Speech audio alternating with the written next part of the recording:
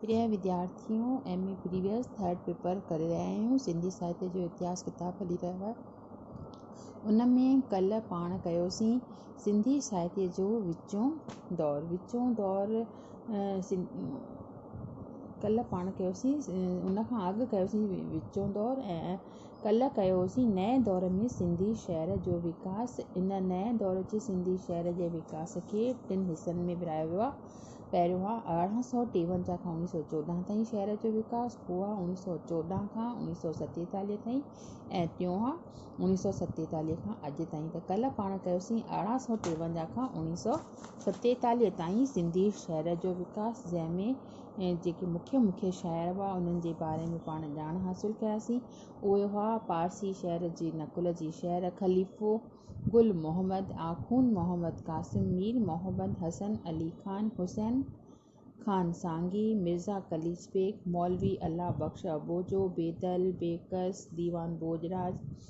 अंग्रेज़ सरकार सिंधी साहित्य जे वाधारे लाइ हिन दौर में कुझु किस्सा गॾु कया, जेके हुआ सिंध जा किस्सा, ॿाहिरियां किस्सा, देवियुनि परियुनि जानवरनि जा किस्सा। एसि ताईं पाण कल्ह कयोसीं। अॼु कंदासीं 1914 खां 1947 ताईं सिंधी शहर जे विकास में कहिड़नि शाइरनि पाण मोकिलियो आहे। त उहो इन रीत आहे। नए दौर जी शुरूआति थियण सां सिंधी शहर में रूहानी आवाज़ जको थी वियो ऐं सिंधी शहर वञी पारसी शहर जे शिकंजे में फाथो। अटकल 20 सदीअ जे पहिरें ॾहाके ताईं घणा सिंधी शहर हुस्न इश्क, आशिक माशूक, शमा परवाने, गुल बुलबुल, साकी शराब वग़ैरह ते फ़ख़ुरु वठंदा हुआ। अहिड़े वक़्त में 3 शाइर अहिड़ा पैदा थिया जिन इन्हनि हुस्न परस्तीअ जे रवायती शहर खां पासो करे ॿिया विषय चूंडिया। मीर मोहम्मद हसन अली खान हसन सिंधी जो शाहनामो लिखी कल्होड़नि ऐं मीरनि जे ज़माने जो इतिहास पेश कयो। मौलवी अल्लाह बख्श अबोजे ऐं ॿिया शम्सुद्दीन बुलबुल उन्हीअ वक़्त जे सिंध जे सामाजिक हालतुनि खे पंहिंजे शहर जा मुख्य विषय बणाया। माना पहिरियों जेको हो इश्क मोहब्बत, देवन परियुनि वग़ैरह जूं कहाणियूं हलंदियूं हुयूं, पर हाणे उन्हनि खे बदिले करे उन्हनि नवां जेके समाज सां वास्तो रखंदड़ विषय हुआ उन्हनि खे पंहिंजो मक़सदु बणायो। त 20 सदीअ जे ॿिए ॾहाके में सिंधी शहर जे आकाश में हिकु अहिड़ो सितारो चमकियो जंहिं पंहिंजे तेज सां ॿियनि मिड़नी शाइरनि खे जको करे छॾियो। इहो सितारो हो लाड़काणे सिंध जो हिकु ग़रीब मास्तर किशन चंद बेवस खत्री। इन जे बारे में तव्हां अॻियनि क्लासनि में बि पढ़ी चुकिया आहियो। इन जो जेको जनमु हो 1885 ऐं 1947 इन जी वफ़ात थी। हिन निहठाईअ विचां पाण खे बेवस करे छॾिया। बेवस माना बेवस जेको हिन जो उपनाम हो। जीअं ॿिया बि जेके शाइर रखंदा आहिनि, जीअं अॻे पढ़ी आहे हुन में सचल सरमस्त, त जेको सरमस्त जेको हो हुनजो जेको हो उहो उपनाम हो। बेवस विषय तोड़े फ़न जे लिहाज़ खां सिंधी शहर खे हिकु नओं मोड़ ॾिनो आहे। सिंधी शहर जेको पारसी नकुल जे बंदि कोठड़ीअ में घुटिजी वुसाटिजी रहियो हो, तंहिंखे हुन आज़ादु करे सिंध जे खुलियल मैदान जी हवा में आणाए बीहारियो। इन्हीअ में को बि शक गुमान न आहे त बेवस खां अॻु बि किन शाइरनि इन ॾिस में विख वधाई हुजे, पर बेवस उन्हनि मिड़नी शाइरनि खां अॻिते निकिरी वियो आहे। बेवस जेतिरनि जुदा जुदा विषयनि ते शेर चया आहिनि, ओतिरनि विषयनि ते खांसि अॻियनि शाइरनि कोन चया आहिनि। शाइराणी फ़न तोड़े शैलीअ जे लिहाज़ खां बि बेवस पंहिंजे शहर में काफ़ी नवाण आणे छॾी आहे। मतिलबु इन करे छा आहे, बेवस खे असां नए दौर जो बानी बि सॾियूं था। बेवस जे शहर जी मुख्य ख़ूबी आहे चेतना जी पुकार, युग चेतना जी पुकार। हुन उन्हीअ वक़्त जे देश जे हालतुनि खे पंहिंजे शहर जो मुख्य विषय बणायो आहे। हारियुनि लाइ हमदर्दी, ग़रीबनि लाइ कहकाव, पुरियतनि लाइ प्यार, शाहूकारशाही ऐं ज़ुल्म जी निंदा, हिंदू मुस्लिम एकता, नारीअ जी महानता, देशभक्ति, क़ौमी भावना, विश्व शांति वग़ैरह विषयनि ते वीचार बेवस जे शहर में केतिरनि हंधि नज़र अचनि था। नए दौर जे शुरूआती शहर में प्रेम जो दायरो घणे भाङे आशिकनि माशिकनि ताईं महदूदो पर बेवस उन्हीअ खे वसीअ दाइरे में खणी आयो आहे। हुन प्रेम भावना जे ॿियनि रूपनि जो पिणु चिटो चित्र चिटियो आहे, जीअं त माउ पीउ जी ॿारनि लाइ प्यारु, भाउ भेण जो प्यारु, जनम भूमीअ लाइ प्यारु, देश लाइ प्यारु, क़ौम लाइ, संसार लाइ, इंसान लाइ, वधीक सभिनी जे लाइ प्राणियुनि लाइ प्यारु। बेवस जी शेर अहिड़ी तरह सां नओं आहे ऐं हुन जो जेको मुख्य शेर आहे उहो आहे, कर दुनिया में दिलि वॾेरी तूं बि रहो मां बि रहां, आण मन वृत्य में फेरो तूं बि रहो मां बि रहां। सभिनी इंसाननि खे हिन पृथ्वीअ ते हिन जगत में रहण जो जेको आहे अधिकार आहे। सभिनी खे पंहिंजे दिलि व जान सां प्यारु कयो। बेवस न फ़क़ति युग चेतना खे पंहिंजे शेर ज़रिए ज़ाहिर कयो आहे, पर हुन आत्मिक ऐं दर्शन शास्त्र जे ॻोढ़नि विषयनि खे बि निहायत नज़ाकत सां पेश कयो आहे। बेवस देश प्रेम ऐं विश्व शांतीअ जो पिणु संदेश ॾिनो आहे। बेवस पंहिंजे शेर में ॿोलचाल जी जेका भाषा आहे सिंधी कमु आंदी आहे। हुन फ़क़ति उहे पारसी ऐं संस्कृत लफ़्ज़ इस्तेमालु कया आहिनि जेके सिंधीअ में मुरवस थी चुका आहिनि, मतिलबु निज सिंधी ॿोली हिन कमु आंदी आहे। बेवस जे शेर जो केतिरनि ई पोयनि सिंधी शाइरनि ते बि असरु थियो। माना इहो हो बेवस, इहो जेको हिन दौर जो जेको शाइर हो बेवस, उहो तव्हांजो इम्पोर्टेंट अथव, उन ते तव्हांखे क्वेश्चन पिणु पुछी सघनि था।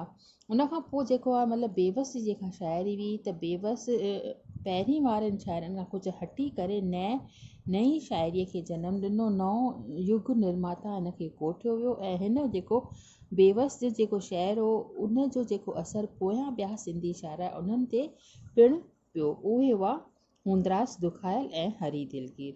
हूंदराज दुखायल आहे 1990 ईस्वीअ में 1910 में ऐं 2003 ऐं हरी दिलगीर आहे 1916 ऐं 2004 में हिन वफ़ात कई। हूंदराज दुखायल राष्ट्र कवि आहे। महात्मा गांधी भारत जी आज़ादीअ लाइ जेको आंदोलन हलायो उन जो आवाज़ हिन पंहिंजनि गीतनि ऐं शाइरनि में सिंध जे ॻोठ ॻोठ में पहुचायो। अॼु बि हिन शाइर जी क़ौमी गीत सिंधी आम जनता के दिलि ऐं दिमाग़ ते छाया पिया आहिनि ऐं हिन जी जेका किताब आहिनि गीत संगीत में रचिया आहिनि, तिन जो हिन संग्रह संगीतांजलि नाले सां ज़ाहिर कयो आहे। हिन शाइर जे केतिरनि ई हरी दिलगीर बि बेवस जे केतिरनि ई रचनाउनि में देशभक्तीअ जी भावना छलकी रही आहे। उनखां पोइ आहे असांजो जेको कवि हरी दिलगीर बि बेवस जे आशीर्वाद सां कविता लिखणु शुरू कई। हुन राजा हरिश्चंद्र जी कथा सिंधी शहर में आंदी, जेका ॿोलीअ जी सरलता, रवानी, मिठास जो उम्दो मिसाल आहे ऐं हिन जा जेके ॿिया किताब हुआ उहा कोड, माखफड़ा, मौज कई महराण। बेवस वांगुरु ई हिन ज़माने में हिकु ॿियो शाइर पैदा थियो जंहिं हिन इश्क जे विषयनि खे छॾे ग़रीबनि ऐं हारियुनि नारियुनि जे ॾुखनि सूरनि खे पंहिंजे शहर जो मुख्य विषय बणायो ऐं हिन रीति युग जी पुकार खे बुलंद कयो। ही शाइर हो हैदर बख़्श जतोई। उनखां पोइ जेको आहे शाइर आयो उहो राज ऋषि दयाराम गिदूमल शाहाणी। हिन बि बेवस जे नक्श क़दमनि ते हली करे सिंधी शाइरीअ में शेर रचिया।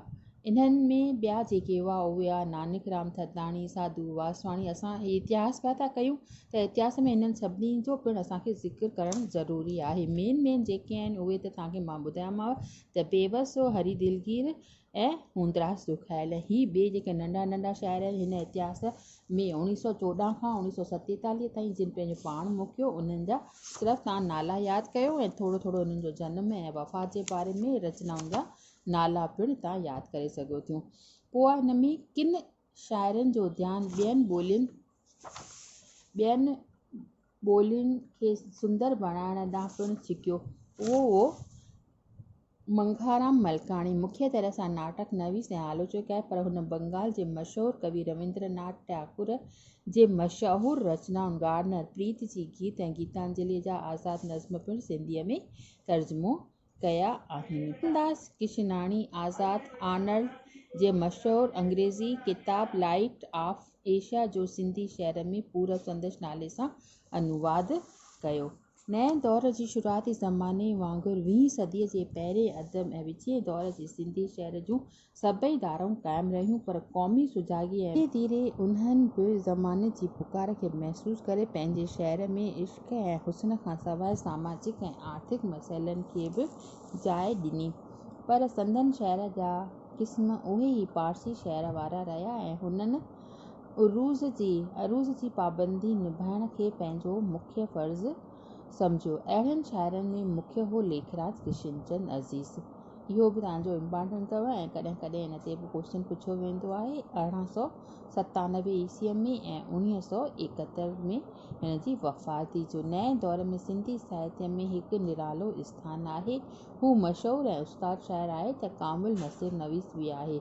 अज़ीज़ जे शहर जा मुख्य संग्रह आहिनि कुलियात अज़ीज़, गुलज़ार अज़ीज़, शाइरानी शमा, पैगाम अज़ीज़, पस्ताव जा लुड़क, आबशार, सुराही, सोज़ ऐं साज़। अज़ीज़ जी शुरूआती शहर कुलियात अज़ीज़ में ॾिनल आहे।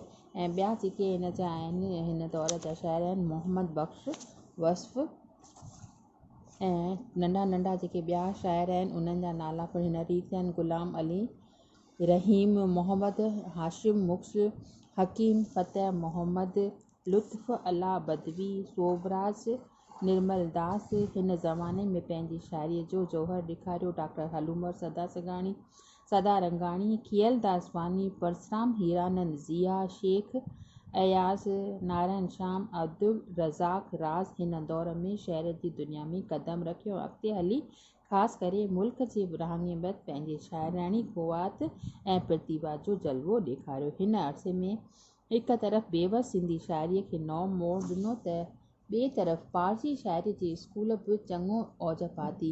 ॿी महाभारी लड़ाईअ जे हलंदे तरक़ी पसंद धारा जे किन नौजवान शाइरनि पंहिंजे सिद्धांतनि खे शहर जे ज़रिए बि ज़ाहिर करणु शुरू कयो। अहिड़ीअ तरह इहो हो 1947 ताईं सिंधी शहर जो विकास। पोइ कंदासीं पाण 1947 खां पोइ सिंधी शहर जो विकास कीअं थियो।